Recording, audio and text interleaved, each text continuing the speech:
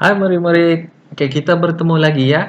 Oke hari ini kita akan berbincang dan belajar berkaitan dengan novel. Oke kalau novel, kalau tingkatan 2 kita belajar novel Darah Titik di Semantan. Kalau tingkatan 1 pula kita belajar Sejambak Bakti.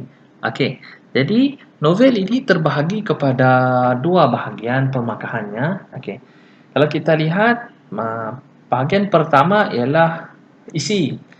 Okey, yang kedua pula bahasa.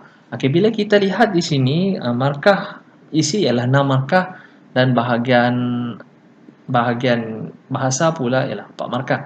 Okey, jom kita sama-sama lihat pada soalan-soalan yang cikgu telah beri kepada kamu di dalam grup WhatsApp kita. Okey, jom. Okey, bahagian B novel. Okey, ini bahagian B ni lebih kepada novel. Novel ini terletak di dalam soalan 3. Okey. Seterusnya novel. Okey, kita lihat pemakahan novel ini. Okey, isi mempunyai 6 markah manakala bahasa pula mempunyai 4 markah. Jadi bila ditambah akan kesemuanya ialah 10 markah keseluruhannya. Okey, itu ialah pemakahannya. Okey, bila kita lihat rubrik permakahan. Okey, kita rujuk kepada bahagian isi terlebih dahulu. Okey, isi haruslah mempunyai 3. Ingat, 3 isi relevan. Jangan kurang, jangan lebih. Lebih tak apa, nanti cikgu akan nilai dan cikgu akan semak. Contohnya kamu dapat markah yang lebih. Tetapi jangan kurang dari 3. Okey. Setiap isi wajib mengandungi, ini murid perlulah ambil perhatian. Contoh huraian dan peristiwa yang berlaku di dalam novel. Yang benar-benar berlaku di dalam novel tersebut. Okey, jadi kalau ada isi, haruslah ada contoh huraian dan peristiwa. Kalau ada 3 isi, adalah 3 contoh. Kalau ada 3 isi, adalah mestilah ada 3 huraian. Kalau ada 3 isi, mestilah ada 3 peristiwa. Okey, seterusnya kriteria markah bahasa. Okey, di sini cemerlang 4 markah, baik 2 hingga 3 markah, kurang memuaskan ialah 1 markah. Okey, jadi di sini cikgu dah letakkan rubrik kenapa kamu cemerlang, kenapa kamu baik sahaja dan kenapa kamu dapat markah bahasa 1. Di sini kamu lihat. Okey. Dan satu lagi, untuk rubrik pemakahan, contohnya kamu tak tulis sebarang ayat ataupun perkataan pada kertas jawapan, cikgu takkan bagi 1 markah pun untuk kamu. Tetapi kalau kamu ada contohnya, kamu tak tahu jawapan, tetapi kamu cuba untuk tulis sesuatu, insya-Allah cikgu sekurang-kurangnya bagi 1 markah untuk bahasa walaupun tiada markah untuk isi. Okey, seterusnya. Okey, lihat soalan anda tadi, murid-murid. Okey, soalan tersebut ialah lebih kepada 3 persoalan yang terdapat di dalam novel tersebut. Okey, jadi di sini cikgu nyatakan beberapa jawapannya. Okey, yang pertama ialah setia kawan. Yang kedua ialah perasaan dendam menyebabkan hilang pertimbangan akal. Yang ketiga menyimpan rahsia kerana takut kehilangan orang yang disayang. Okey, 3 persoalan yang ada di dalam novel ini. Okey, jadi setiap persoalan ada 3. Kalau anda lihat ada 3 persoalan dan di belakangnya harus ada huraian ataupun contoh. Okey. Jadi setiap isi dan huraian akan memiliki 1 markah dan 1 markah. Jadi keseluruhannya ialah 6 markah. Okey. Kita lihat di sini. Ini ialah contoh jawapan yang murid-murid boleh rujuk nanti. Untuk dapatkan markah yang penuh dalam bahagian ini, tak salah kalau murid-murid ikut cara yang telah cikgu ajar di dalam kelas dan ini yang cikgu telah tunjuk di sini. Okey, maaf. Okey, cikgu boleh bacakan terlebih dahulu novel. Yang ini yang paling penting, kepala jawapan anda atau di sini. Yang pertama kepala jawapan, yang kedua haruslah dalam bentuk perenggan. Tengok di sini, perenggan. Maaf. Okey, perenggan. Semuanya perenggan. Okey. Yang pertama kita sentuh ialah novel yang saya kaji ialah novel Sejambak Bakti. Itu wajib. Itu wajib.